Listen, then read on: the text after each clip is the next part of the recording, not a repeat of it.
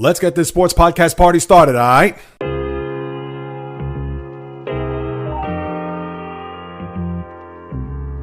The JAYREELZ podcast. What is happening, my good people? Greetings. How are you? How's it going? How's everybody doing out there? What is the latest and greatest? Hope everybody's doing well, feeling fantastic, in excellent spirits. It's going to be a loaded hour and change with so much happening in sports that you won't know what hit you. So get ready, set, and let's go, as this is the JAYREELZ podcast with Joe's JAYREELZ. For my first timers, welcome aboard. And for those who've been banging with me going back to the very beginning, somewhere in the middle, or even as early as this past Thursday, I welcome you guys and gals back. And there are very few moments on the sports calendar. And to think, we've actually had two of them over the last, now 3 months, but over a 60-day period, you've had two of the biggest thrills that you could possibly see here in sports. Now, I understand for those in Indiana, they're going to look at what's happened and transpired in the finals, especially the 4 instances. And we haven't recounted the last one, which was game 1 of the NBA Finals there on Thursday night, which I will certainly touch on. But what transpired yesterday afternoon in Paris, which pretty much set us up for a long morning into the early afternoon here in the States to watch two great tennis players. And in particular, one who is on the, may not be the fast track, but is certainly on the express track, going maybe 60 miles an hour as opposed to 100 as far as being an immortal player, and that is Carlos Alcaraz. And more on that in a little bit. But as far as this matchup, where a lot of people, whether you're the casual, even good sports fan, or the diehard tennis fan, you were anticipating ever since this tournament started, that of course being the French Open, which concluded yesterday. And to have these two heavyweights, who right now, these are the guys that are going to carry tennis here over the next, you would at least think, for a decade, and hopefully somebody else could come up the rear to be that triple threat that we've seen here for almost 2 decades plus with Rafael Nadal, Roger Federer, and Novak Djokovic. And with Djokovic, who had to face Sinner in the semifinals, who lost in 3 sets, but actually played pretty well. Now, I understand that's a moral victory when you think about Djokovic and his resume as far as winning 24 Grand Slam titles and being a guy that arguably is the greatest men's tennis player alive, walking the earth, etc. But even with Sinner beating him there on Friday and having that set up with Alcaraz yesterday, who beat Lorenzo Mazzetti, who had to retire due to an injury there in the first of the 2 semifinals there on Friday. But yesterday was just an epic all-time classic, no matter how you slice it, no matter how much you want to unpack it. And there's a lot to unpack here. And that's why I have to start off this podcast, because I did not watch this whole thing live. I was actually we're visiting my in-laws, my sister and brother-in-law out in Jersey. And by the time we left, which was about 11:30, Sinner already got off to a 2-sets-to-love lead. And I thought to myself, well, I think Alcaraz could come back, despite the fact he has never come from behind, down 0-2 in a final. So first and foremost, I thought to myself, well, let's see if I can listen to it in the car. I didn't do so. And on top of all that, I ran the risk and rolled the dice to make sure that once I got home, that hopefully I will catch them in the 5th set with a big comeback by Alcaraz. And sure enough, that was the case, because as I got home and I saw that Alcaraz was up 3-1, but he did win a tiebreak in the 4th set after winning the 3rd set. And that 4th set, he was up against it. He was down 5-3 and down 40 love, knowing that he was 2 points away from being extinct. Where Sinner would have won in 4 sets. Sinner, who is the #1 player in the world, would have stamped it by all measures to know that there is no other person on the planet that is better than him. But Alcaraz, he dug deep and he made some great shots there. And as we get to the 5th set, for him to outlast Sinner there in that 4th set, but when he was up 3-1 and even 5-3 in that final set, I thought to myself, even with Sinner serving, I said he's got to get him right here, because if Sinner serves and gets a little bit on a roll to try to get to maybe even a tiebreak, I thought that was going to doom Alcaraz. And sure enough, even with Sinner serving, he was able to get that game where he made it 5-4. He won the next 2 to make it 6-5, and that's when I thought Alcaraz has run out of gas. I said to myself, and I was rooting for Alcaraz hard. I predicted him to win this tournament at the very start 2 weeks ago today. And for Alcaraz to really overcome that stretch where he was down 0-2, had to come from behind there in that fourth set. And then on top of that, to lead 5-3 and then have it squander, losing the next 3 points to where he was down 6-5. And I thought to myself, this is going to be Sinner. And now his point to take over as he already did and then now secure the match with a victory. And it still would have been epic in that regard, considering the back and forth there and knowing that it was about an hour and 40 some odd minutes from the time that he almost put Alcaraz out the pasture to the point where Alcaraz came from behind there in that 6-5. He was able to get that cross-court shot, and it was just a beauty. And that, to me, was the biggest shot, because if he was not able to get out of that at a tiebreak where, of course, Sinner would have won, he was able to get that cross-court shot to set him up for the tiebreaker set in that fifth set. And what he did from that point on was just dominate. He actually won 10 of 11 points in that tie-breaking set, which set them up for the 10-point tiebreaker, to where he jumped out to a 7-0 lead.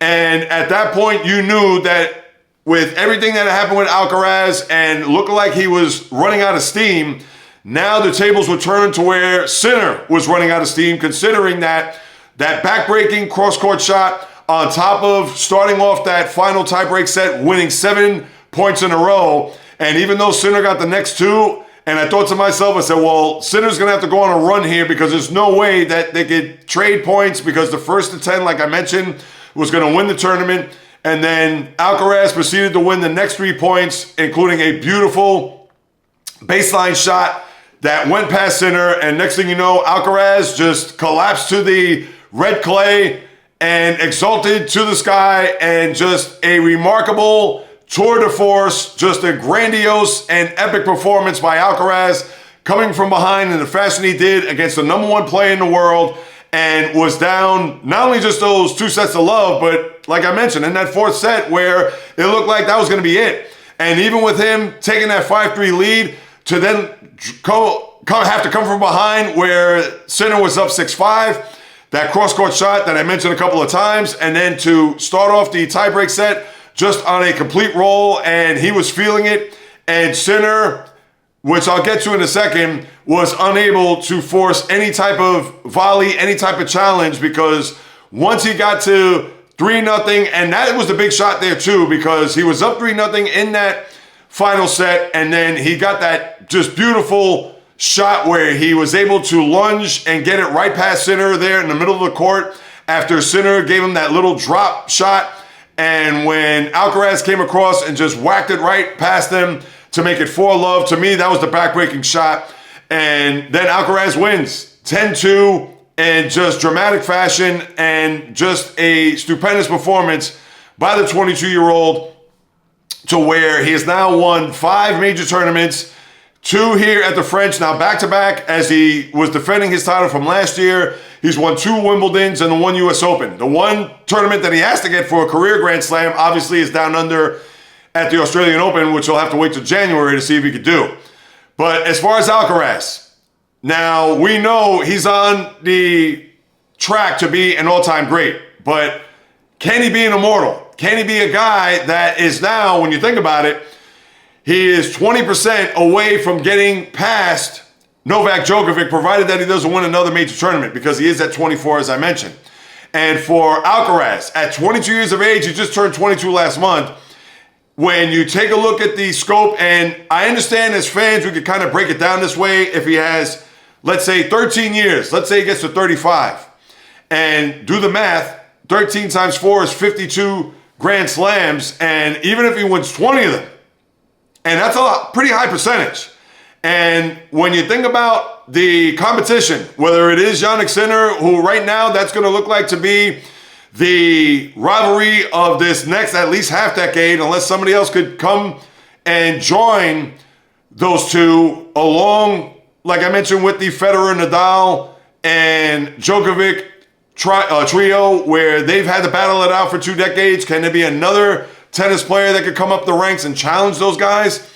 But if he does win 20 of the next 52, and you figure at 35, and he's had injuries over the course of these last few years where he had to labor and even had to bow out of a couple of tournaments.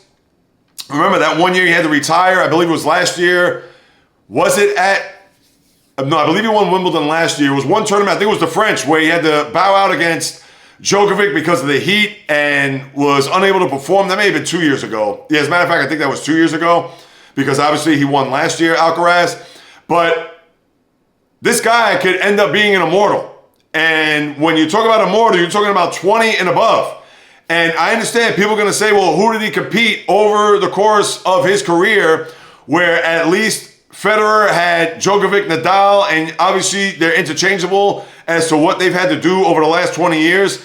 And if Alcaraz is only going to have Sinner and maybe another tennis player, and you hope it's going to be a tennis player of that ilk that can match those two guys, at least those three will go at it here for the next, at least you could say 10, 15 years. So people may question whether or not if Alcaraz goes on this run to, let's say, over the next 10 years, he wins 12 to 15, maybe even 18 Grand Slams, and people are going to say, wow, he already has 20, 22, 23, but Sinner was the only guy that was standing in his wake. Well, if Sinner's going to be that guy and he's ranked number one, at least you have that. But you could only go up against the opponents that you have over the course of this era. So it's no fault to Alcaraz, although fans and even the pundits are going to question whether or not, well, he didn't really have 1, 2, 3, or even 4 guys that were stiff competition in order for him to get those Grand Slams in his back pocket. But you could argue that, absolutely. But at the same time, we're talking about this guy's brilliance. We're talking about what he's done here so far at 22, winning 5 major tournaments, and especially this one. You couldn't get any better than this, having to come from behind and win in the fashion that he did. So for Alcaraz, I think he's going to be an all-time great no matter what. Even if he wins 15, he's going to be up there. He's going to surpass Pete Sampras. I believe he has 14. And then the 3 that would be ahead of them are, of course, the aforementioned 3 guys that arguably are ranked 1, 2, and 3 in tennis, no matter how you slice it. And I think Djokovic is 1. You can say Nadal 2 and Federer 3 based on just their Grand Slam wins. But a lot of people may think Federer is better than all 3 because he had just such a beautiful game, finesse, he had power. Nadal was a guy that was a junkyard dog that fought every inch and played every match as if it was his last. And then with Djokovic, the guy is just a robot. So you could argue either way, but for Alcaraz, he's going to be that guy when it's all said and done, who's going to rank up against those 3. And whether or not he's going to surpass, obviously remains to be seen. We know health is a enormous factor when it comes to his resume and what he's able to do throughout the course of his career. But if you ask me, right now, he's a guy that is certainly going to end up being at the top of that list or near the top of that list, remaining healthy and playing at the peak level that he has. He's just a fantastic player to watch, and I just marveled at his performance and what I saw when I watched the final set and, of course, the tie-breaking set there at the end. And knowing that 5.5 hours, one of the longest open matches and even one of the longest championship matches ever, it certainly did not disappoint. And speaking of which, I know Jannik Sinner has not slept a wink.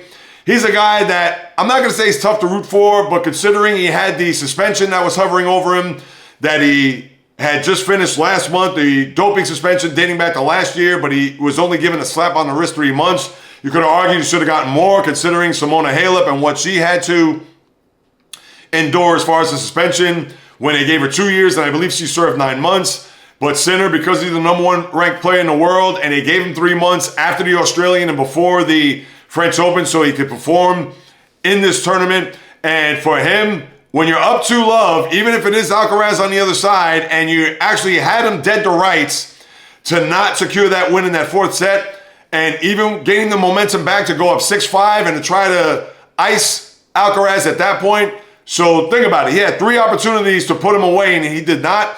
And that would not sit well with me. And Sinner was great in the post-match interview where he came out and said, you know what? Our team, we prepared. We were great, but Alcaraz was better. And he said all the right things, so I give kudos to him. He's a guy that is a little bit tough to root for from that regard, knowing that he had this doping scandal and a guy that shouldn't have to go that route. Now, I don't think it was anything via injection. I think it was just in reference to recovery and using some sort of substance that's obviously banned on the list when it comes to performance-enhancing drugs.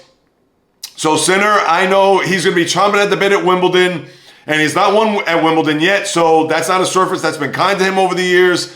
But this is one that I'm sure is going to burn, and you would think, based on this experience, it's going to carry him over. You would think maybe to Wimbledon and then the U.S. Open, but you could for sure, this time next year, when he goes back to Roland Garros, I would think that at the forefront, not only of his brain, but in his heart and in his gut, he's going to remember this. And whether Alcaraz is going to be there standing as his opponent there this time next year, that remains to be seen. But boy, if you're Sinner and a fan of his and his team, you have to be just immensely disappointed by him not being able to seal the deal against Alcaraz, which obviously, him being the number one tennis player in the world, there would have been no doubt about it. Where a lot of people would think Alcaraz, and I understand it's based on point system and scoring, etc., but that was one that, the meal that he had afterwards, I'm sure he looked at the plate and pushed it aside. And whatever wine that he had in front of him or whatever cocktail, knowing that after 2 weeks and a couple of grueling matches here to close it out,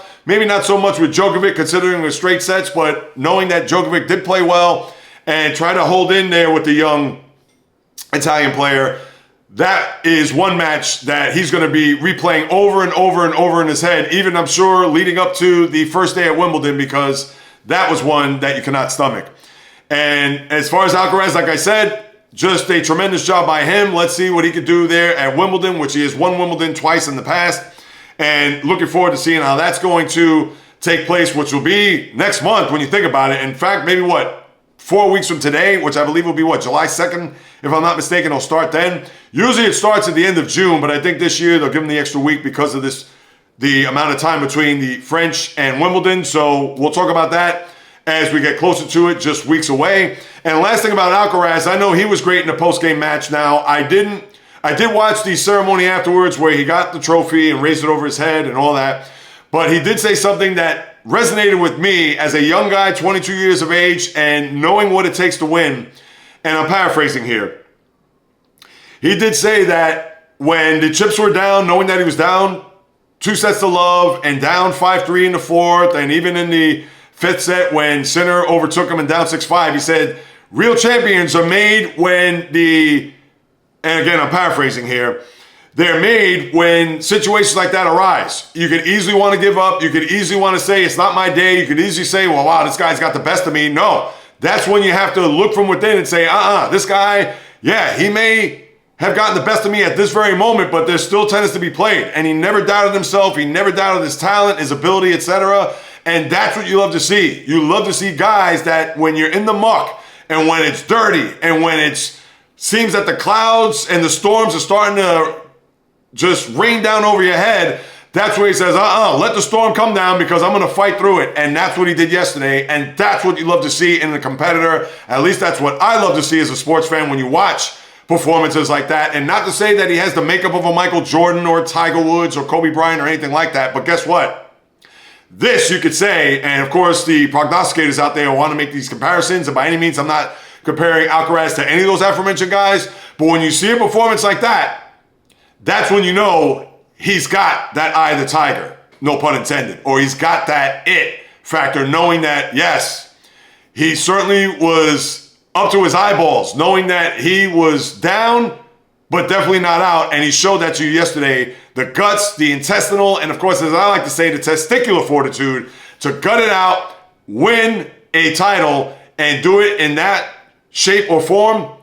You got my respect, Carlos Alcaraz. So that's why I'm going to start there with the Open. And then, of course, I got to talk about the women's side because it certainly did not live up to the billing when I talked about this on Thursday, when you had Aryna Sabalenka, the number one player, looking to get her first French Open, and Świątek, who was a woman that won 3 straight and 4 of the last 5 French Opens, and Sabalenka took care of her. You had that tie-breaking first set where Świątek won, and you thought to yourself, maybe this is where Świątek's going to take off and maybe defend her 3-time title in a row there at Roland Garros. But Sabalenka then all of a sudden took over. This is the blessing of Sabalenka, and unfortunately I'm going to have to get to the curse. But for Sabalenka, then she was able to outlast and pretty much dominate Świątek from that point on. So just when you thought you were going to get a three-setter that could be thrilling, that could be epic, that was anything but as Sabalenka moved on to play Coco Gauff. And for Gauff, she was able to dispose in 3 sets the young French girl, Lois Bousson, where she was able to take care of her rather handily. And Boisano had a great run here as a wild card, unseeded, etc. But she certainly was no match for Coco Gauff. And when you had Gauff and Sabalenka, the first thing I thought of was, can Gauff win this? Of course she can, but with Sabalenka having to overcome that first set against Świątek and her having this tremendous run that she's been on dating back to last year, and with Gauff, there were a lot of question marks, and I talked about it on Thursday. Yes, she did win the U.S. Open a couple of years ago, but certainly did not play well in these Grand Slams, in these majors here since that time. And for Gauff to shock me, I'm sorry. And that's not being any disrespect or an insult toward Gauff, because we know that she's a very good tennis player. Obviously, she's ranked very high in the world. I believe she's also ranked number 2. But Gauff hasn't shown you a lot in these semifinals or even finals matchups, and especially against a number 1 player like Sabalenka.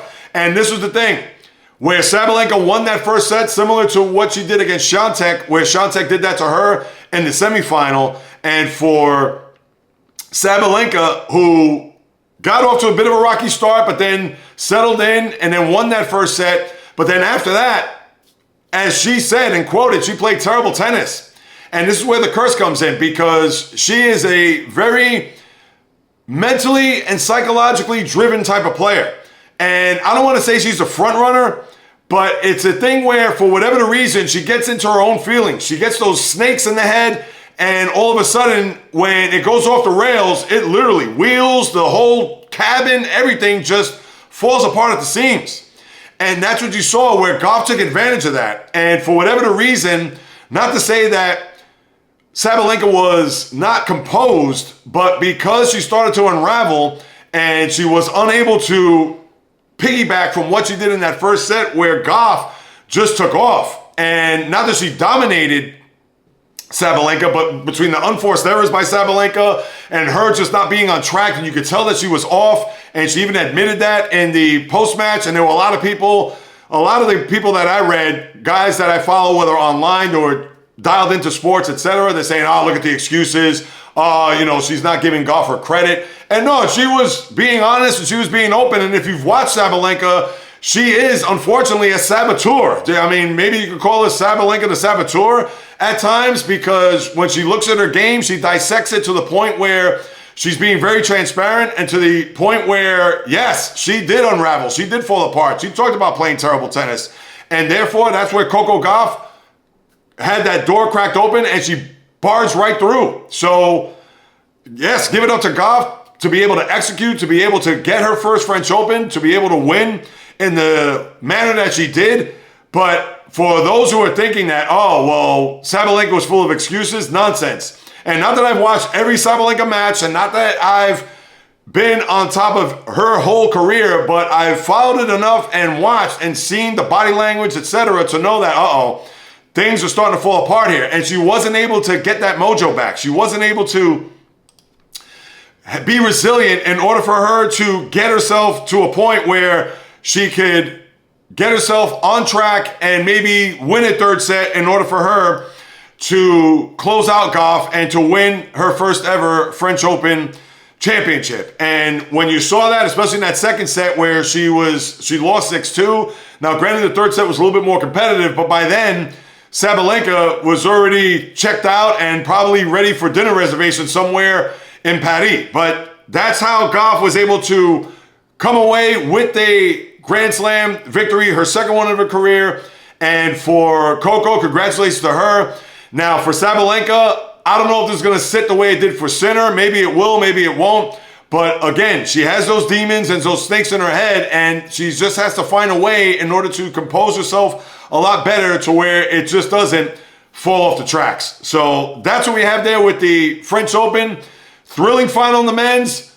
A little bit there on the women's side, but when we saw Coco Gauff just all of a sudden take over, that's when you knew Sabalenka was going to be handcuffed and certainly was not going to get back to being that number one form and that championship form that she's shown here over the last couple of Grand Slam matches. So that's what happened to tennis with Wimbledon on deck, which obviously, as I mentioned earlier, is next month. Now let me get to the NBA as I lace up my high tops and get into the NBA Finals. I have to go back to Game 1 quickly because last night there isn't much to talk about. There isn't. And of course, I will talk about it in a second, but to go in chronological order for the Thunder, as we all know, the defensive metrics of this team, how defensively well that they play as a unit. We know the cast of characters are the Lou Dorts, the Kaysen Wallaces of the world, even Chet Holmgren to a certain degree, and SGA, who also plays very good defense. We know the players, Alex Caruso, etc. But for them to blow that Game 1, and I understand, you got to give credit to the Pacers yet again, and to a one Tyrese Halliburton, who now has another, not as miraculous as the other three comebacks where they were down by 7 points or 9 points in the final minute. But when I was watching live and I saw the 108-99 score where they were up 9 with 2:52 to go, and the first thing I thought of when I saw that score, I said, all right, I'm going to keep a mental note because in case if the Pacers do come back and win this game, I don't have to go back to the play-by-play to see what lead did they squander here in the final minutes for a Pacer victory, which obviously turned out to be that way.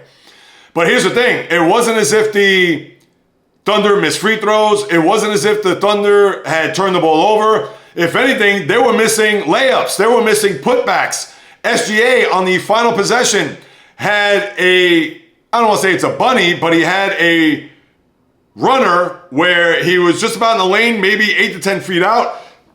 And he was unable to sink it. And therefore, the Pacers got the rebound. They go back the other way. Halliburton had the ball. He able to find an opening. He takes an 18, 20-foot jumper, lands it with 0.3 seconds left, and then the inbounds pass was atrocious. Wherever that inbounds play was by the Thunder, I'm sure that's going to be scrapped and thrown away. But for the Pacers to come all the way back, and Andrew Nembhard, who made a big three, I thought it was the biggest shot there at 108-102 when he was dribbling between his legs and made the three, and I said, oh, that's going to be a shot we're going to remember. And granted that even though the Thunder took a 110-105 lead, especially after that scramble where Pascal Siakam knocked the ball out of bounds and they thought that there was a foul there, they challenged it, it was all for naught. And then the Thunder were able to survive at that point, thinking that, all right, maybe they'll be home scot-free. You miss a layup there. They get another three on the other end. Obi Toppin had a big game with 5 threes. And then that set it up for 110-108. They made a free throw. No, as a matter of fact, that was a 2 because it was 110-107. And then they made a 3. I got to go back and check the log. No, because it was 110-109. I think they made a couple of free throws there late. And then, of course, at 110-109, you had Halliburton with his heroics. And you just thought to yourself, the Pacers are going to be destined to win an NBA final because they just continue to pull these games out of the fire as we've documented here over the last couple of months. And what was different about this game was that they didn't have that deficit, as I mentioned, in the final minute, although 9 points with 2:52 to go and a very good, if not elite defensive team like the Thunder. That was actually very shocking. But again, it wasn't as if they stubbed their toe or, like I said, missed free throws or took senseless threes trying to play hero ball. You saw none of that there by the Thunder. They actually played by the book. They missed the layups, like I said, putbacks, the little runner there by SGA in their final possession, and they weren't able to execute. That's all you could say there. And that's bad because you figure layups you should be able to get, and they were unable to do so. Whether that was some Pacer defense, whether that was just a missed opportunity or opportunities in this case, that was probably the situation. But give it up. The Pacers were able to win another just miraculous game, come from behind, etc. And in last night's game, you knew that the Thunder were going to come out similar to how Denver won in Game 1 in the conference semis when Aaron Gordon hit that three. And then the next game, they blew him out by whatever it was, 40-something. Now, they didn't blow him out by 40-something. It was actually a very competitive first quarter. And then when we got to the early part of the third quarter, I believe it was 33-27, the Thunder went on a 19-2 run. They led by as many, I believe, as 23, and they led by 18 at the half, and then they pretty much just cruised from that point on. SGA had 34, 8, and 5, Alex Caruso was 4 for 8 from 3, had 20 points. And even a guy like Aaron Wiggins, who came off the bench and added 18, including 5 3-pointers. And that was it. So he didn't get much, although Chet Holmgren had a better game, too, than he did in Game 1. In Game 1, he was invisible. 2 for 9, had, I think, 6 points. But yesterday made a contribution. And the Thunder kept the Pacers at bay. Tyrese Halliburton only had 17. And the Pacers did not throw the kitchen sink or really did not do anything offensively to threaten the Thunder in this game as they went away winning, 123-107. So now you have a series where it's going to pick up Wednesday night in Indiana. So you get another 3-day break in between Games 1, Games 2, as you saw, and now between Games 2 and Game 3. Although there's a 48-hour turnaround from Games 3 to Game 4, which you like.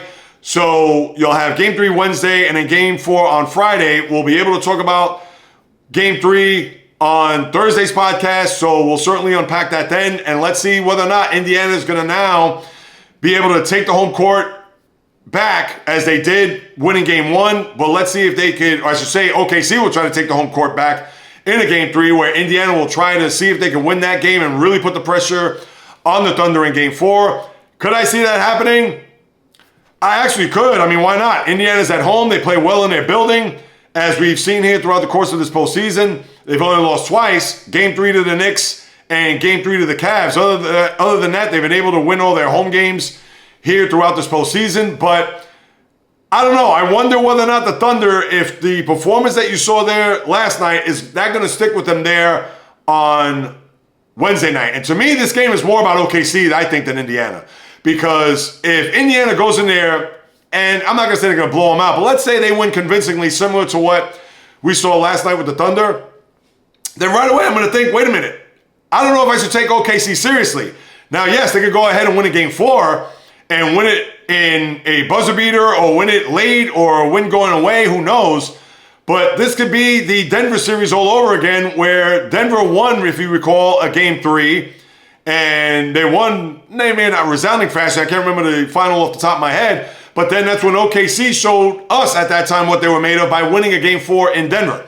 Is that going to be the same blueprint here in this series? So to me, I think Game 3 is more on OKC. So whether or not they win by a point or if they win by 15 points, how they respond after winning the game last night, knowing that we want to take this home court back. We want to go out and show the sports world that we're a team that won 68 games, that had all the hype and all the defensive metrics, as I've said, that, yeah, we're going to show on this stage, on the road, that we're going to do this. So to me, I think it's more on OKC. And you know what? Something tells me that they're going to win Game 3. Now, I could see Indiana winning. I could see them winning going away as well. But this is a game that I would stay away if you're a betting man. Obviously, I'm not. But I could certainly see Indiana winning this game. But I'm going to hinge this more on Oklahoma City to show me that they're a team that is not messing around. So I don't want to hear that if they lose a close game, they lose by a basket, and it's tooth and nail, all right, fine.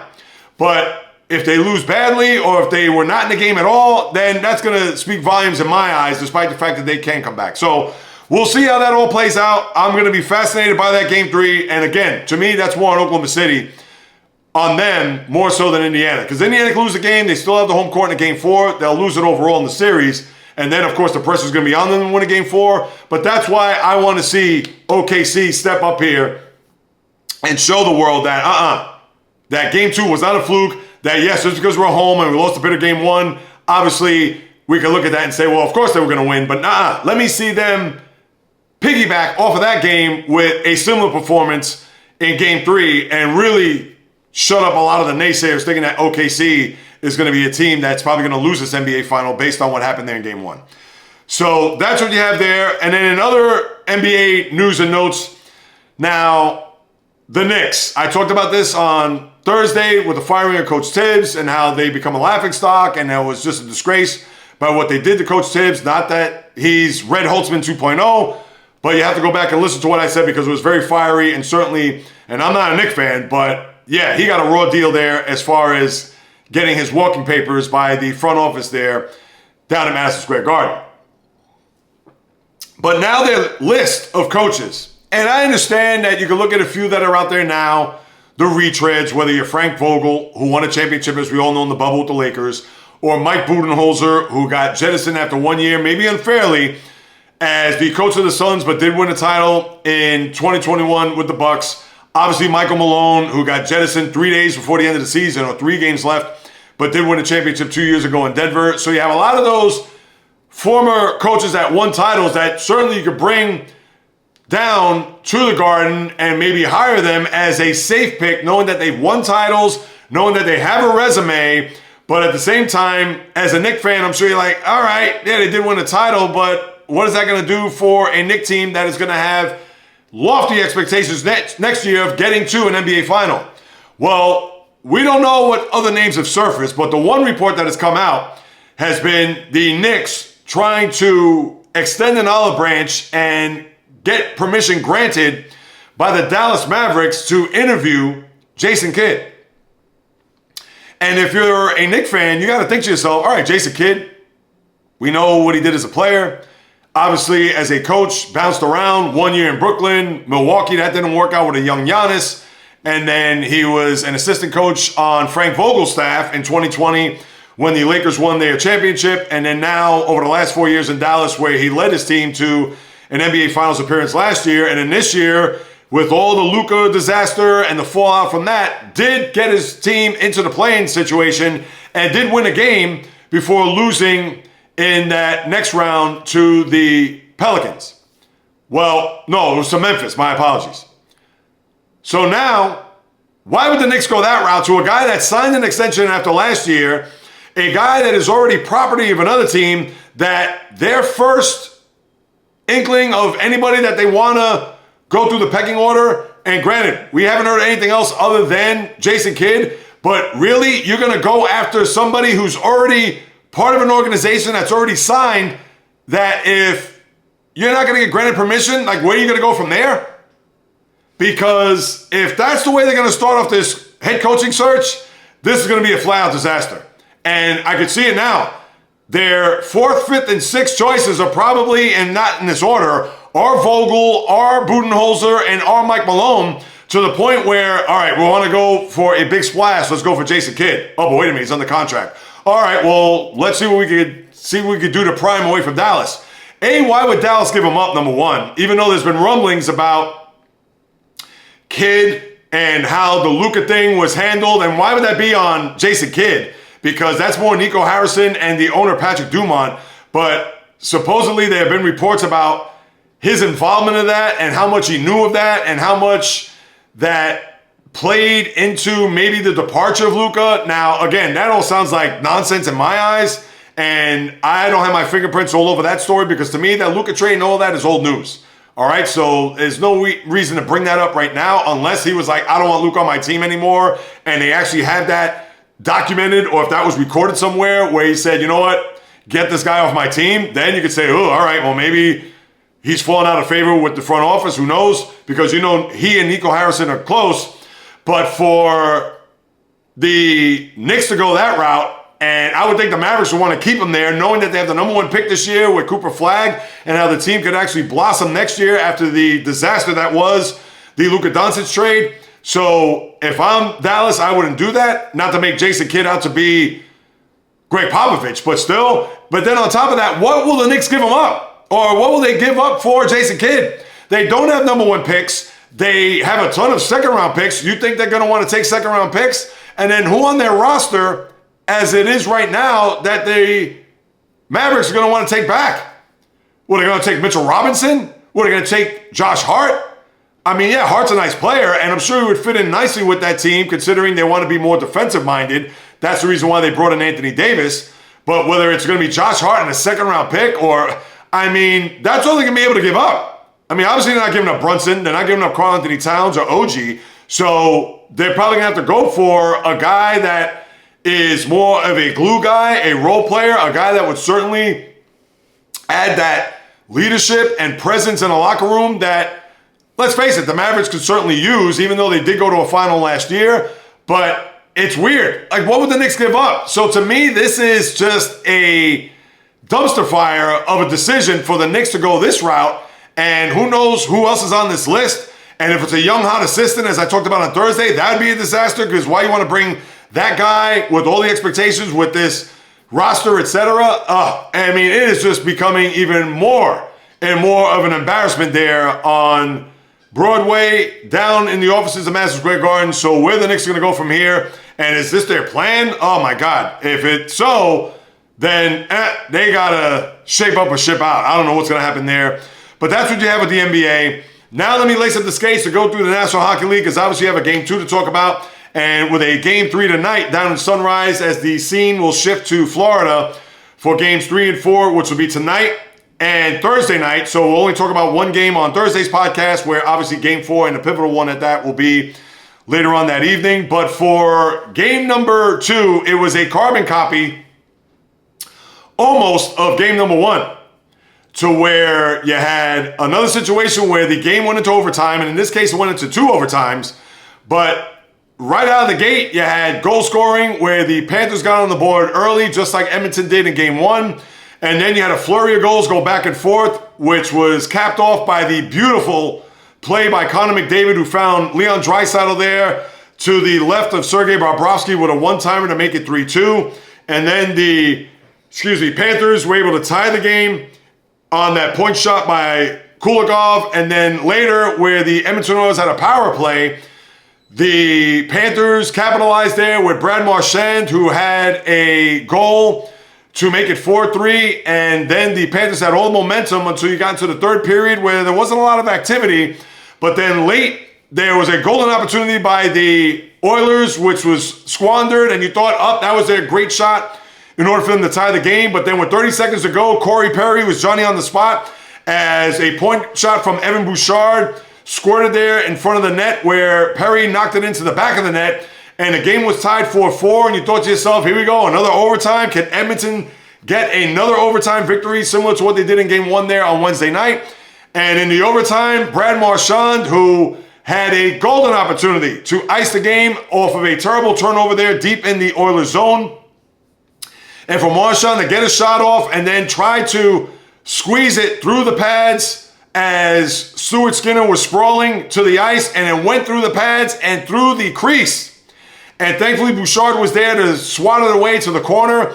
And that is one of those type of situations where you thought that, when you have an opportunity that close to score and it just goes past the crease and over to the corner, that's as good as it's going to get, and you would think that Edmonton would capitalize. Now, Edmonton didn't really get a lot of opportunities. I know Kasperi Kapanen had a good shot there, point blank there, where Sergei Bobrovsky saved it. And then Darnell Nurse, who had the slot, although he had to backhand it because he's a left-handed shot, but he did backhand it. Bobrovsky did make the save, made a chest save there. But then you get to the second overtime, and then there he is again.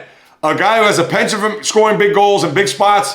He did so there where they broke the tie at 3, and then obviously had that opportunity there in the first overtime, and then here on a breakaway was able to get the goal as he was able to squirt past and get through Stuart Skinner. It wasn't a beautiful shot, but it was one that you're certainly going to take nevertheless, as Marchand gets the overtime goal.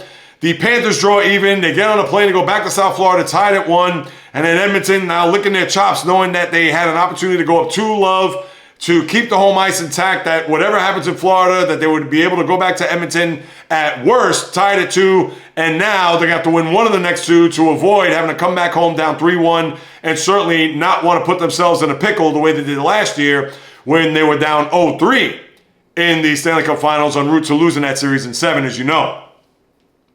Now, as far as the game tonight, I'm sure the crowd's going to be amped up. It's going to be raucous there, knowing that the Oilers, to me, just like we talked about with the NBA Finals, and the Panthers, they have nothing to prove. This is their 3rd straight Stanley Cup. We've seen what they've done here over the last 3 years, and now that they got the equalizer. But I will say this. We could say that tonight is on Edmonton because they know they're going to need to win the game absolutely 100% positively. But I'm going to look at the Panthers tonight because the Panthers, and of course they played well at home. I understand they lost a Game 6 to Toronto there in the semifinal round, and they did lose a game number 4 when they were up 3-0 against Hurricanes, against Carolina in the conference final. So that's where I'm looking at this game with Florida a little bit, because Edmonton, they have to be chomping at the bit a little bit. I'm sure that they had to come from behind. They got that goal to tie it, and even though they lost in overtime, and you could say that Florida was the better team there on Friday night, but I would think Edmonton, as this is an important game for them, they don't want to go down 2-1 knowing that they have to win that game. But we've seen Edmonton in this postseason, whether it was against the Kings, and even early on when they lost to Dallas there in the opening game in the conference final, and obviously they won the next 4. I can see Edmonton lose tonight, and would I be a little bit worried? Maybe just a little bit, but we've seen them rebound from tough losses, especially on the road in those aforementioned scenarios. So just like it's important for OKC after winning a home game and now having to win on the road, it's in reverse. Florida got the game. They got the split. But now, if they really want to put a lot of pressure on Edmonton, despite that Edmonton and their resiliency throughout this playoff, to me, it's more going to be contingent on them to win this game tonight than I think Edmonton. Now, obviously, it's important for Edmonton to win. They want to be up 2-1. They want to be able to at least play with a little house money in Game 4 and not have the pressure on them to know that they must win that game. They do not want to go back to Edmonton down 3-1. And, of course, with them taking care of home ice, they know that even if they win a Game 5, they have to go back to Florida and win a Game 6. And even though Florida, I understand, they did lose a Game 6 against Toronto in their building. But I think this game tonight is more on Florida. Because if they lose the game, all right, people are going to say Florida will bounce back. But could Edmonton, who knows, could they have one of those 5-2 type games tonight? And then the Panthers are on their heels a little bit, despite the fact of their pedigree. And even though you don't expect that, especially this deep into a postseason, but hey, you never know. Maybe Edmonton takes the heart and soul out, just like I gave that scenario many moons ago with the Islanders and Edmonton. How the Islanders were able to win those 2 games, or 2 games. They were able to split the first 2 games out in Long Island, and then the Oilers took the heart out of the chest of the Islanders there in Game 3. Mind you, those games were in Edmonton and not in the scenario in Florida, but with the way Edmonton has played so far this postseason, I would not be surprised if they win a game tonight where, let's say it is a 4-2, 5-2, 6-2, 6-3 type game.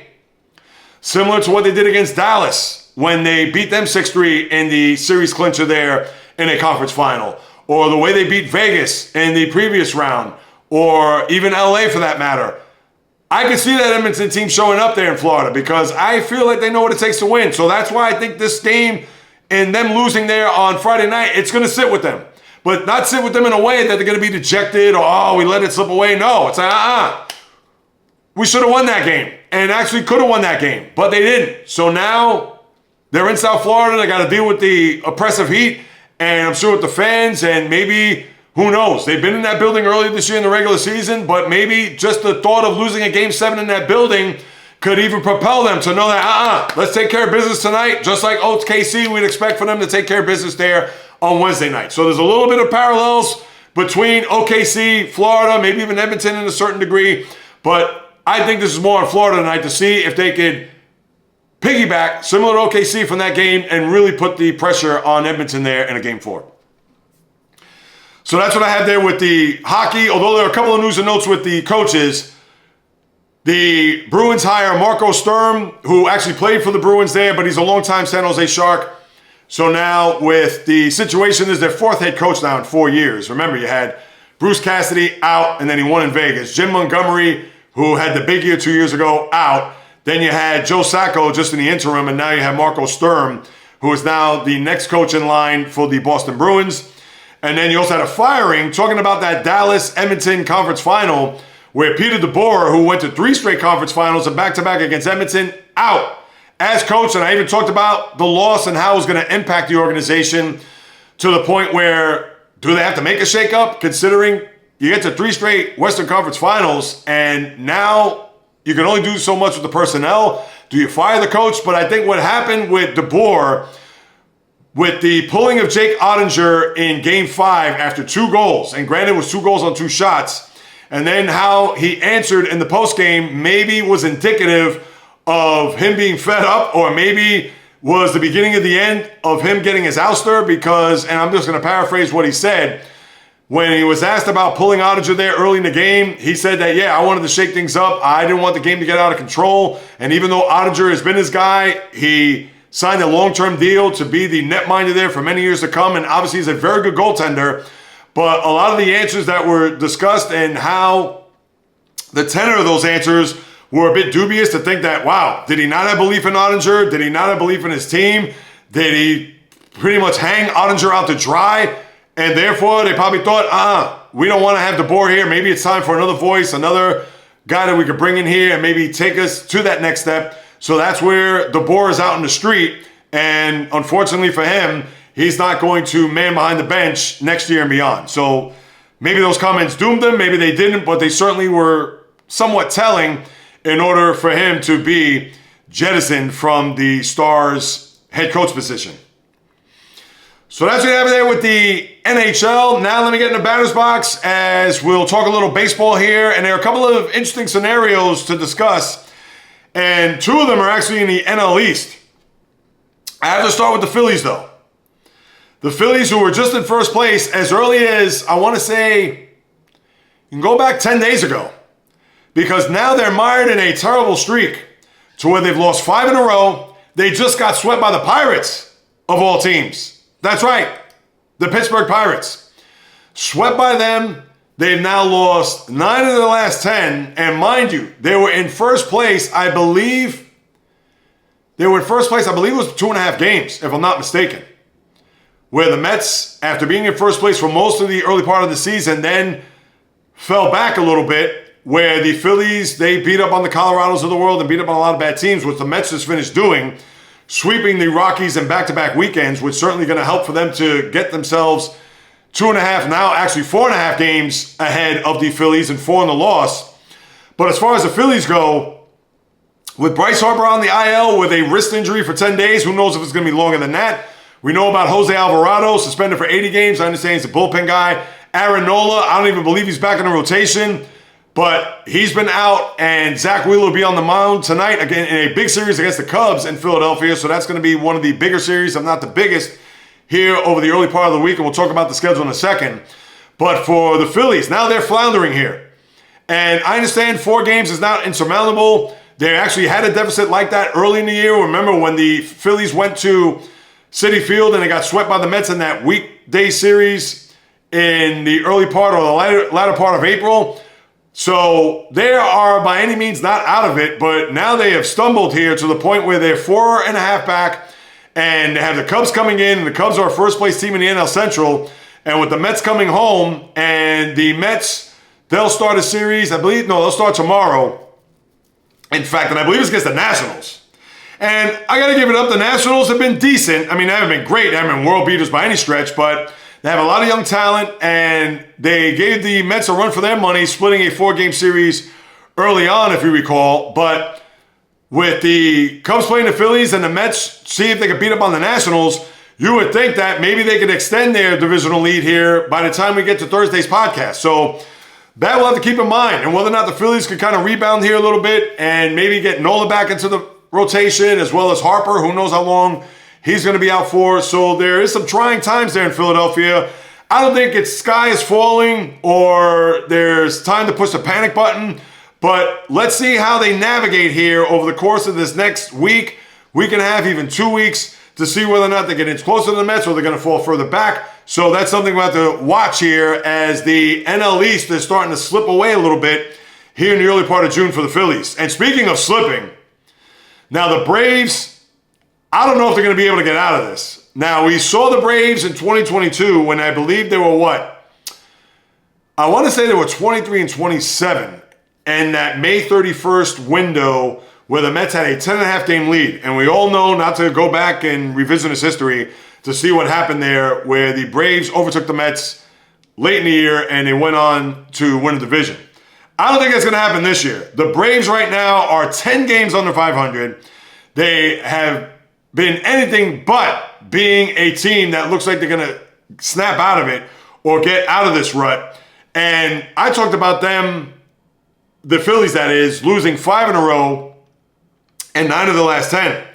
Well, the Braves are now mired in a 7-game losing streak to where they just lost to the Diamondbacks and Giants, got swept by those two teams. And prior to that, they lost 2 out of 3, to the Red Sox. So this team, who has lost 7 in a row, and overall, they've lost 8 of 9, to where the Braves now go to Milwaukee here, and a team that's trying to contend there in the NL Central on this long road trip that they're at. So they are currently, I believe they would have 14 and a half games back, if I'm not mistaken.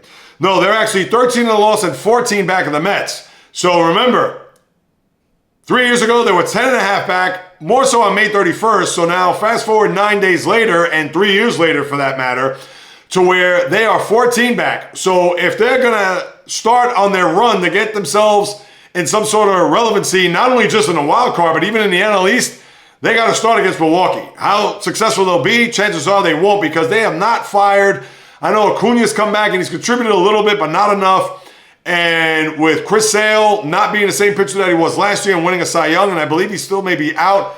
Spencer Strider coming back from the IL, he's been hit or miss in the sample size, and a very small sample size since he's returned from Tommy John. And Spencer Schwellenbach, another good young stud that they have there in their rotation, hasn't really fit the bill here as a guy that's led the rotation in the absence of Strider, and with Sale just kind of floating in and out here. I don't know if the Braves are going to fire here. And the only reason why I bring them up, because I think back to 3 years ago, and maybe we'll keep an eye, maybe not for the division, although wilder things have happened, but I don't know if the Braves are going to fire here, considering they're now 10 under, and they're really going to have to do a number in order for them to get back into the wild card mix, which I'll talk more when we get to the wild card next month. It's way too early to talk about wild cards when we're not even at the halfway point of the season. So that's what you have there with the Phillies, and even with the Braves for that matter. Yankees lost a bad series to the Red Sox. Now, you can lose 2 out of 3 to your rivals. I get it, no problem. But after jumping out to a 7-0 lead after 2 innings, and I'm sure the Yankees and their fans were feasting off of Walker Buehler, because the last sight I had of Walker Buehler was him closing out the Yanks in the World Series last year on that mound. But Buehler was just destroyed, and he's also a guy that's been in and out of their rotation. But pretty much since that point, when they were up 7-0, they gave up 6 runs to the Red Sox the remainder of that game. They gave up 10 runs in Saturday night's game, where they got beaten and battered and bruised after they had Garrett Crochet on the ropes, where he gave up a 3-run homer to Austin Wells and down 3-1. And for him to not pitch well, 6 innings, he did strike out 9 and managed his way through the game thanks to some fireworks there by the Red Sox in the 4th inning after the Yankees took the lead. But with Crochet, who gave up 5 runs, did strike out 9, I believe he only walked 1 in throwing 99 pitches. But the Yankee rotation and the start of that night, which was led by Ryan Yarbrough, the soft-tossing lefty, who actually has pitched well for them, but did not pitch well there on Saturday night, and they lose 10-7. And then last night, with Carlos Rodon on the mound and having an early lead, was unable to hold it. And he's giving up bombs left and right. He gave up the big home run to the kid, if I could think of his name off the top of my head. His name is Narvaez, I believe he's a catcher, who gave up a 3-run homer, and a 3-2 lead all of a sudden became 5-3, and he gave up 11 runs in the game overall. So the Yankee pitching took a beating, and you can't get on Rodon. He's pitched very well here, and he's due to have a bad start. And last night, and I'm not going to say a game that the Yankees had to have, but it would have been nice to take 2 out of 3 after what happened the night before. But when you give up 21 runs over the course of the last 2 games, and pretty much from the, I believe, the 5th inning on from the first night, you gave up 27 runs in pretty much 2.5 games. So the Yankee pitching has been an abomination here over the last 3 games. So that was certainly not a good look for them as they try to rebound off of that series. And now they'll go to Kansas City here for 3 games starting tomorrow. So that was one that, to me, was an eyebrow raiser. And let's see what else you have there. The Mets couldn't take the series out of the Dodgers last week. I know they're up 4-0. That was bad. But again, seems like 5 weeks ago. But the Mets would have been nice to take 3 out of 4 in LA, didn't do so, and actually blew a 5-3 lead in the 8th inning thanks to Reed Garrett. But all right, that's what it was. But the Mets, as you saw, rebounded there nicely over the weekend, winning 3 straight over the Rockies. I know, big whoop. And speaking of guys who are now in the IL with another Tommy John issue is Corbin Burns. And we talked about it a little bit last week to where he's going to have to go under the knife, Tommy John surgery. You're not going to see him probably to the end of next year, considering the time of this injury now. He was a guy that signed a 7-year, $210 million deal in this offseason by the Arizona Diamondbacks, and now you're not going to see him probably maybe even all of next year. That will remain to be seen. But the Diamondbacks, who have underachieved, let's face it, I get it, a very uber competitive NL West, but they are currently, 3 games under 500 at this moment. Yes, they're 31-34. They're 7 back of the Dodgers in the division. Yes, they may hang around and be a fringe playoff team as far as the wild card goes, and it could get dangerous if they do qualify. But yes, they have certainly not played well, and who knows if they're going to be able to come out of the NL as far as being a playoff team, and they just got swept by the Reds over the weekend. So they are certainly licking their wounds to try to see if they could get themselves back to 500 and beyond. Now, as far as what else is happening in the sport, that's pretty much it. I'll go through the schedule in a second. Now, standings, pretty much the same as the other day. Although the AL East has dwindled a little bit, where the Rays have a 5-game deficit to make up, as well as the Blue Jays. And the Yankees, I believe, go to Toronto next week, or maybe it's the week after, as they'll meet up with the Blue Jays. They're both 4.5 back of the Yankees, 5 and a loss. Tigers, 7 up, but 6 and a loss over the Twins.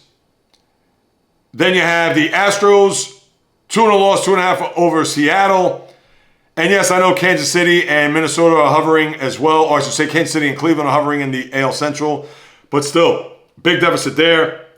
And then you have Mets, Phillies, as we talked about. Dodgers, Padres, separated by a game. And that's a series which obviously is going to be the biggest one this coming week.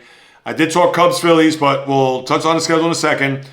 But Dodgers, 39-27. Padres are 1 game behind, but tied in the losses you see. And then the Giants are 1 in the loss, just a game back of the Dodgers, where the Cubs have a 4-game lead over the Cardinals there in the Central. And as far as that schedule this week, very juicy to say the least, as you get toward the middle of the month. Now, today you have Cincinnati, Cleveland. Of course, that's an in-state rival. Tampa's in Boston. Chicago at Philly. I think it's for 3 games. I'll check if it's a 4, but it may be 3. Atlanta, Milwaukee, as we discussed. LA at San Diego starts tonight. That's just a 3-game series. So a battle for NL West supremacy starts tonight with the 2 teams, again tied in the loss, so we'll certainly monitor that as we get to Thursday's pod. And then the rest of the schedule for the week, Detroit at Baltimore. The games that matter. Yankees in Kansas City, Texas at Minnesota, White Sox Houston, Chicago, San Francisco, Colorado, A's at Athletics, Seattle, Arizona, Miami, Pittsburgh. Yeah, I mean, those games. So the series that you have to look out for, especially when we reconnect on Thursday. Obviously, LA, San Diego. Chicago, Philadelphia for sure. Other than that, those are the 5-star matchups that you have here. Other than that, Cincinnati, Cleveland, Yeah, Atlanta, Milwaukee. New York, Kansas City. All right, I'll give that as a 4-star, a 3.5.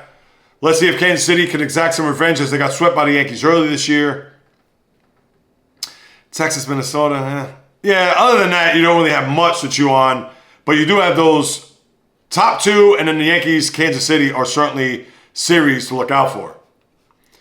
Now, let me see. No other news in baseball. All right, now let me wrap up with a couple of other things. Football. I'm even going to talk about the Belmont real quick. And yes, for those who are wondering, JAYREELZ didn't talk about the Preakness, and he said he wasn't going to talk about that, the Belmont.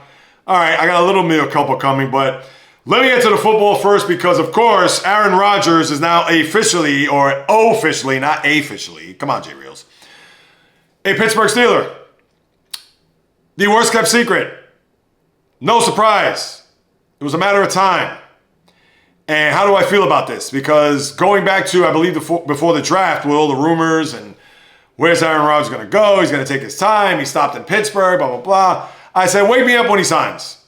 And now that I have awakened, when he signed there on Friday, as reported on Thursday, he was going to fly to Pittsburgh, sign on the dotted line, yada, yada, yada.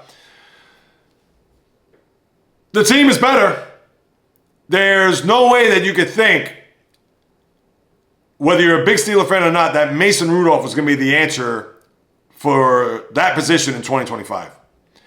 Now, here are the pros and cons of signing Aaron Rodgers just for the 1 year. The pros: he does bring credibility, and at least we'll look at some of the matchups this year, whether it's on prime time. Obviously, the schedule makers knew somehow, some way. Pittsburgh playing the Jets, week 1 there at the Meadowlands. And yes, Justin Fields will go against his former team, where it'll be the same for Aaron Rodgers going up against the Jets. So you have a little bit of theater there. But it does bring credibility to the schedule, to the Sunday nights, to the Monday nights, to the Thursday night games. All right, fine, for what that's worth. And he is better than Mason Rudolph, even at 41 years of age. I mean, sorry. There's no other way to cut it. And if there's another pro that I might throw an ad here, is he's 2 years removed from the Achilles injury. That's not to say he's going to be as mobile or is going to be as swift as he was prior to surgery, that he's going to be a guy that's going to be able to roll out of the pocket and be as efficient as he was post-Achilles surgery. I'm not saying that. But now that you're 2 years separated from that, you would think he's over that psychological, spiritual, mental hurdle of, oh, if I step this way, or, oh, I got to make sure that I can't take that first leap or that first step the way I did prior to the surgery. That's gone because he's played a season. He knows what it takes. He knows what he has to do. So his body and his mind has responded from the rigors of a season. So that's in the rearview mirror. Those are pros. Now, here are the cons. Yes, the one con, he's 41 years of age. He's either a hit or, dare I even say, he's a leg injury away from being done for the season. The offensive line has improved, so you would think, even though it's still young and it's still gelling and just trying to be cohesive, and hopefully they could keep Rodgers upright, and I'm sure the offense is going to be tailored to quick throws, similar to when Ben Roethlisberger was there, so he doesn't have to sit back there and be a sitting duck for an oncoming pass rush. But yes, he is 41 years of age, number one, and number two, how much does he have left? We don't know. Yes, we can look at what he did last year, and although he was okay, but the Steelers need for him to be good. They don't need for him to be great. They don't need for him to be okay. Okay means that they're going to be 9-8 and they're going to get knocked out in the first round. Good means that they could be 10-7 and maybe even above that. And yes, it's all going to be predicated on what the offensive line is going to do, because Rodgers, I'm sure he's going to go to DK Metcalf a million times. He's going to look for him.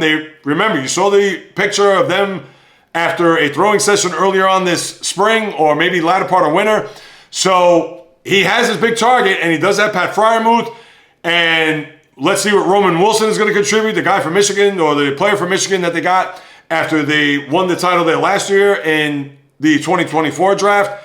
And who knows if there's going to be rumors of Jonnu Smith, the tight end, that maybe the Steelers are going to add into their lineup, and they already have a million tight ends to begin with, so why are they going to bring another one? Although Jonnu Smith is more of a hybrid. To me, he's more of a receiver than he is your quintessential tight end. But yeah, as of right now, I like the move. Am I in love with it? Of course I'm not. And I understand the other con could be the baggage, the Pat McAfee shows, the transparency that he brings, and obviously he could suck the oxygen out of a room. But I think with Tomlin, he has his respect there and respect of that organization. He played in Green Bay, so he knows that it's about the organization as more it is about him. So I would think he'll be on his P's and Q's for this 1 year and go about his business. But you have to like the move. You may not be in love with it because of what he brings, but they give them a better shot. Maybe not much of a greater shot than the other teams in the AFC, but better than what Mason Rudolph would bring if he was under center week 1 to start the season there at MetLife. So that's how I look at it. And I just hope Rodgers has a good year. I'm not expecting a great year. I'm not even expecting a very good year. I would just want a good year. Keep the interceptions low. Try not to get injured, whether it is the Achilles or whatever. And that's how I feel about Rodgers in that scenario. And then you have a few other things, a couple I didn't mention last week, but Nick Chubb looks like he's going to sign with the Texans. Remember, he's coming off of a terrible knee injury, so let's see if Chubb will get back into the league and maybe with the Texans, who are looking to see if they can take the next step past a divisional round, which they always seem to do. They'll host that wild card game, that 4:30 Saturday game there in the middle of January, and win that game at home before losing on the road, whether it's to Baltimore or to Kansas City, etc. And then you have Jair Alexander, who's going to be released by the Packers today, the longtime corner, very good corner at that, but he has suffered knee and shoulder injuries over the years, more so than knee last year, where he didn't play over the course of that final, I believe it was 2-month stretch. He suffered a knee injury there in November and was unable to suit up there, so he's gone. Where he resurfaces, who knows? But if he's going to be healthy, he is a very good corner, and if he does get the green light and passes the physical, I'm sure wherever he ends up is going to be a boon, but you do have to wonder in the back of your mind whether that knee is going to be chronic or whether that injury is going to resurface at some point. So yes, it's high risk, high reward to whomever resigns him, so you have that. Then you had Frank Ragnow, the center, who is a Pro Bowl, All-Pro center here over the last few years as the Lions have stamped their approval across the league as a top upper echelon team. Well, he exits stage right, I believe at the age of 29, retires, wants to leave with limbs and brain intact. Hey, all the respect to him to doing that, especially as the Lions are trending north. So for him to do that, all the best to Ragnow in the second life after football. So congratulations to him. And then you had Jim Marshall, the longtime defensive end, dating back to the 60s and 70s, Purple People Leaders with Alan Page and guys like that, to where he had one of the more infamous plays in NFL history, recovering a fumble and going the other way. No, not the way that you should for a touchdown. He went the other way, where he ended up in the end zone and gave the other team 2 points for safety. But we know how great of a player he was, but unfortunately passed at the age of 87. Lived a long life, good life. So thoughts, prayers, condolences go out to the Marshall family, the Vikings, NFL, etc. I don't know what the cause of his death was. No, I don't see it here. But 87 years of age, and obviously a very impactful player on one of the great names you could ever hear for a defense, the Purple People Leaders. So rest in peace to Jim Marshall. And then let me wrap it up with the Belmont Stakes. And yes, after what happened at the Kentucky Derby, when Sovereignty won and won a very good race, down to the end, he against Journalism, the two favorites. Journalism was actually favored over Sovereignty, but Sovereignty won, and then Baeza was third there.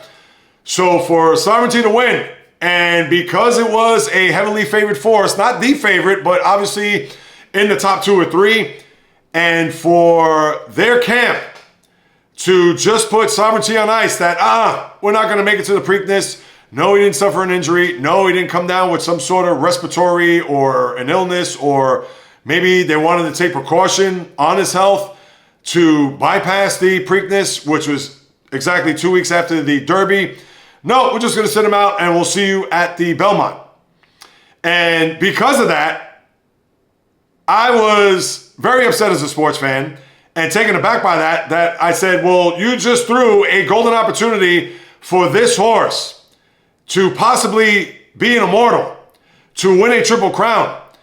And I get it. If the horse had the sniffles and had some sort of, I'll say either injury or some sort of condition where they didn't want to run the risk of putting this horse out there in the Preakness, I would have totally understood. And even if that was just to mask, and maybe they just wanted to rest him and say, you know what, he does have an issue, we don't want to take the chance. All right, if we would have found out later on, we would have said, these guys are a bunch of liars, whatever. But you give him credit for being honest, and that I will do. But for them to pull this horse away, and I've gotten on other horses that won the Derby that were 30-1, etc., going back just a couple of years ago. And even though they've foregone the Preakness because they didn't want to embarrass themselves to be up the track and then come back in the Belmont and still be up the track, where it's like, all right, the reason why you didn't want to go to the Preakness is because you didn't want to look bad, and now you look worse because here you are in 7th place or in 5th place. I get all that. But the reason why I bring all this up and why I boycotted the Preakness and did not have a lead up into the Belmont on Thursday's podcast, where you had Sovereignty coming back and you had the winner of the Preakness being Journalism. Now, those two horses were going to go at it toe-to-toe, head-to-head, etc. And I didn't mention it because I didn't say anything about the Preakness. And let me tell you, I don't have any regrets not bringing up the Belmont. But as one who talks sports, as one who delivers on all fronts, it doesn't matter what sport, and because this is the final leg and we won't talk horse racing for the remainder of the year, but knowing that these two horses were going to go at it, and yes, I was aware, but I said, I don't care if it was nose to nose. But because Journalism and Sovereignty, although Sovereignty in the home stretch was able to win by a few lengths and show the world that we were not a fluke, that if people question whether or not Sovereignty was on that same level, even though they were a 5-2 favorite where Journalism was 2-1, still tops, even after what happened there at the Derby. And yes, they could break out the pom-poms and they could puff out their chest all they want. But guess what? I'm sorry. As great of a race as that was by Sovereignty, I still have to throw cold water on it. Because if you would have brought Sovereignty back for the Preakness, this horse would have been an immortal. And it's not to say he would have won, but you never know. And we'll never know. And that was the reason why I said the hell with the Preakness. I'm not talking about it. And why should I even talk about the Belmont? And the reason why I bring this up is because we had a chance to witness history again. Whether it was American Pharaoh just a few years ago, whether it was a lot of the horses that we had talked about, that long stretch where we hadn't seen and that was in 2015, where we haven't seen a Triple Crown since 2018. And we could have had another one here, considering Sovereignty had the goods.